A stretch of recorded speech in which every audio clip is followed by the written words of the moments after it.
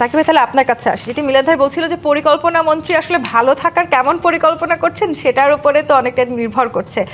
যে জায়গাটি দিয়ে আমি আসলে শুরু করছিলাম, নতুন একটা আবহে আসলে এবারে ঈদ হতে যাচ্ছে। দীর্ঘদিন পরে বাংলাদেশে একটা নির্বাচিত সরকার পেয়েছে এবং নির্বাচন পেয়েছে, সেই নির্বাচনের ধারায় আমরা ঢুকেছি, গণতান্ত্রিক বাংলাদেশের কথা বলছি আমরা। এবং যেই জেল জুলুম নির্যাতন আপনাকেও নানান সময় নানানভাবে নির্যাতিত হতে হয়েছে বিগত সরকারের আমলে, সেই সব কিছু পেরিয়ে আসলে একটা নতুন বাংলাদেশে দাঁড়িয়ে আছি আমরা। নতুন এক রকমের ঈদ কিনা, এবার কেমন লাগছে?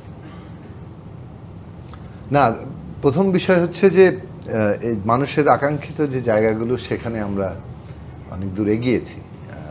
একটা নির্বাচন হয়েছে, সেই নির্বাচন মধ্য দিয়ে আমরা একটা সংসদ পেয়েছি এবং একটা সরকার গঠিত হয়েছে। যে সরকার আসলে ক্ষমতা পেয়েছে বলার চাইতে রাষ্ট্র পরিচালনার দায়িত্ব পেয়েছে, যেটা মাননীয় প্রধানমন্ত্রী স্পষ্ট করেই বলেছেন যে আমরা রাষ্ট্র পরিচালনার দায়িত্ব নিয়েছি, আমরা ক্ষমতায় এসেছি, ক্ষমতায় গিয়েছি, এই কথাগুলো উনি বলতে চান না। ব্যাপারটা ওই জায়গা থেকেই যে দায়িত্ব পাওয়া মানে হচ্ছে দায়িত্ব তো আসলে পালন করার একটা বড় ধরনের চ্যালেঞ্জ থাকে, চাপ থাকে এবং দায় থাকে। সেই জায়গা থেকেই পুরো ব্যাপারটা দেখার জায়গা হচ্ছে। হ্যাঁ, ঈদের আনন্দ ভাগাভাগি করতে চাই, এটা তো আসলে সেটা যাতে সবারকে নিয়ে ভাগাভাগিটা করা যায়। এবং এবারে কিন্তু বাঞ্ছারামপুরে যারা জনগণ আছেন, আপনার যারা ভোটার আছেন, তাদের একটা বিশেষ জায়গা থাকলো কিনা এই ঈদে আপনার জন্য? না, তা তো বটেই। মানে আমাদের সারা, শুধু আমার এলাকা বাঞ্ছারামপুরই নয়, মানে আমার মিল্লাত ভাইয়ের এলাকা জামালপুরে কিংবা সারা বাংলাদেশে প্রত্যেকেই ঈদের উদযাপনের অংশীদার হবেন। এবং আমরা যদি সবার জন্য যাতে একটা ঈদ আনন্দময় করতে পারি, সেইটা অঙ্গীকারের জায়গা। এবং এর মধ্যে তো ধরেন ঈদের আনন্দ তো সবার কাছে একই রকমভাবে আসে না। মানে আর্থিক সামর্থ্যের ব্যাপার আছে, ধনী দরিদ্রের ব্যাপার আছে, অন্যান্য আরও অনেকগুলো বিষয় ফ্যাক্টর হিসেবে কাজ করে।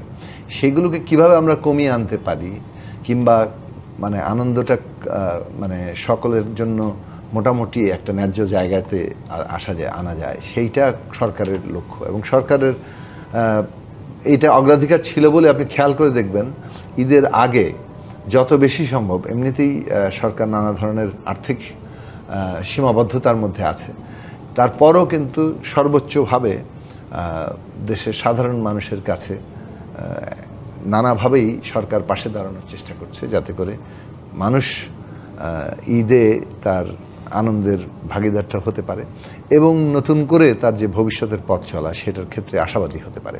এবং সেই জায়গাটা সরকার তৈরি করতে চেয়েছে। ফলে আমার মনে হয় যে একটা কথা বলছিলেন সাকিব ভাই, যে মানে আনন্দটার মাঝে আসলে একটা ন্যায্যতা খোঁজার চেষ্টা করেছেন। তার মানে আসলে এত লম্বা সময় ধরে আমরা নানানভাবে আমাদেরকে আসলে আনন্দ থেকে দূরে সরিয়ে রাখা হয়েছে, যেই আনন্দটাতেও আসলে এখন আমাদের ন্যায্যতা খুঁজতে হচ্ছে।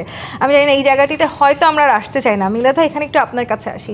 সাকিব ভাই যেটি বললেন না, যে এই আনন্দটা তো আসলে সবার, একটা লম্বা সময় আপনারা বিরোধী দলে ছিলেন, নানানভাবে আপনাদেরকে নির্যাতনের শিকার হতে হয়েছে। আমার এর আগের ঈদেও আপনার সাথে আয়োজনে বসার সুযোগ হয়েছে, আপনি জেলেও ছিলেন ঈদের সময়টাতে। এই যে সময়গুলো কেটেছে, এখন এবারের এই নির্বাচনের পর আমরা সবার প্রথম আসলে যেটি দেখেছি যে একটা অন্যরকম আবহ তৈরি করার চেষ্টা করেছে এই সরকার। বিরোধী রাজনৈতিক দলের যারা নেতাকর্মী আছেন তাদের সাথে দেখা করতে গেছেন প্রধানমন্ত্রী নিজে।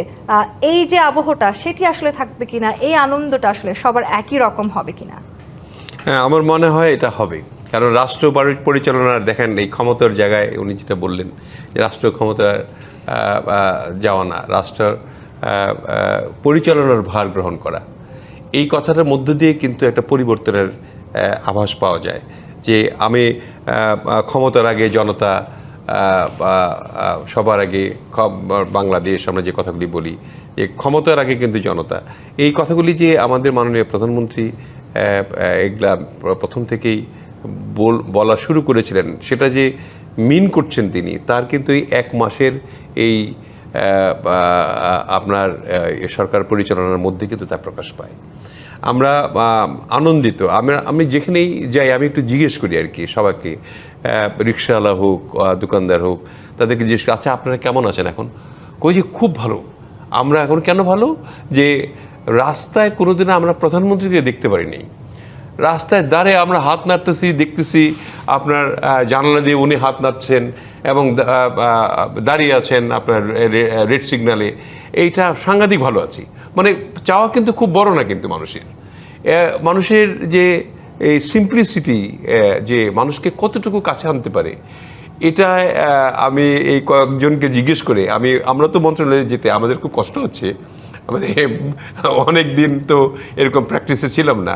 প্রবাবলি আমাদের পরিকল্পনা মাননীয় প্রতিমন্ত্রীরও তাই হচ্ছে যে সকালবেলা একদম উঠে আমরা 7টায় উঠতে হয়, 9টার আগে যেতে হবে, কারণ 9টার মধ্যে মাননীয় প্রধানমন্ত্রী অফিসে থাকেন এবং আমাদের কাজ শেষ হওয়ার পরেও অনেকগুলি ফাইল থাকে, সময় শেষ হয়ে যায়, ব্যুরোক্রেটরা চলে যায়, কিন্তু আমাদের থেকে ওইটাকে শেষ করে তারপরে আসতে হবে আর কি। পরের দিন না হয়তো আবার কাজ করতে সুবিধা হবে। এই জন্য আবার হয়তো এই রোজার মধ্যে যেহেতু আপনার নামাজ আছে, তারপরে নামাজের শেষে সেহরি আছে, সেহরি করে কতক্ষণ বা ঘুমাতে পারে? 3 ঘন্টার বেশি মনে হয় আমরা কেউ ঘুমাতে পারিনি, আমার ধারণা আর কি। এই সরকারের কিন্তু এই যে আসলে এই কাজ কর্মযোগ্য, এটাও নিশ্চয়ই এখন খুব এনজয় করছেন।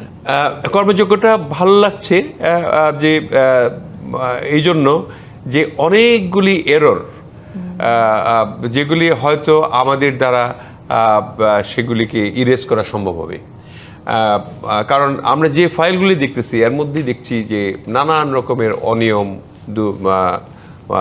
দুর্নীতি বলবো কিছু ক্ষেত্রে, তারপরে নিয়মের ব্যত্যয় ঘটিয়ে ডিরেক্ট কিছু অর্ডার দেওয়া। যেমন আমার মন্ত্রণালয়ে আমি দেখলাম অনেকগুলি ফাইলের মধ্যে আমাদের বিমানের বোর্ড নেই এখন, আমাদের পর্যটনের বোর্ড গঠন করা নাই, যেখানে একেবারে এককভাবে মন্ত্রী নিজে ডিরেক্টলি অর্ডার দিয়ে অথরিটিকে বলতো যে এটা করেন, এটা করেন, এটা করেন, যেটা আইনগত সিদ্ধ নয়। এবং এইভাবে চলেছে আর কি। এগুলি আমরা ঠিক করছি এখন, ঠিক করছি এমনভাবে যাতে করে একটু সময় লাগতে পারে, কিন্তু আমরা এটা নতুন পর্ষদ গঠন করছি, আমরা চিন্তা করছি পর্যটন এই খাতটাকে কীভাবে, যেভাবে দুবাই খুব তাড়াতাড়ি আপনার গ্রো করলো, আমাদের পর্যটন খাতটাকে কীভাবে আমরা গ্রো করাতে পারি। অনেক প্রপার্টি আছে আমাদের। চ্যালেঞ্জটাও তো আসলে আপনাদের সামনে অনেক বেশি। চ্যালেঞ্জ নিতে হবে, চ্যালেঞ্জটা নেওয়ার মতো ক্যাপাবিলিটি আমাদের আছে বলে মনে হয় প্রধানমন্ত্রীকে দেখে। জি, সেই জন্য আমরা রাখতে চাই নিশ্চয়ই। সাকিব ভাই, পরিকল্পনা মন্ত্রণালয়ের প্রতিমন্ত্রী হয়েছেন তো, কিন্তু বাড়িতে যদি আমি যাই সেখানে আসলে বাড়ির পরিকল্পনার সব দায়িত্বটা কার, আপনার নাকি বাড়িতে যিনি আছেন তার? না, আসলে আমরা তো দুজনই রাজনৈতিক কর্মী, ফলে শুরু থেকেই আমরা এমনকি একসাথে থাকার অনেক আগে থেকে আমরা রাজনৈতিক কর্মী, এবং যেহেতু একই সংগঠন করেছি সে কারণে আমাদের আসলে ডিভিশন অফ লেবার যতটা সম্ভব আছে। তবে এটা ঠিক যে যথারীতি আমার যে দায়িত্ব পালন করার কথা এবং উচিত সেটা সবটা করে উঠতে পারি না, সেটা ঈদের দিনটা কিভাবে কাটে এবারে?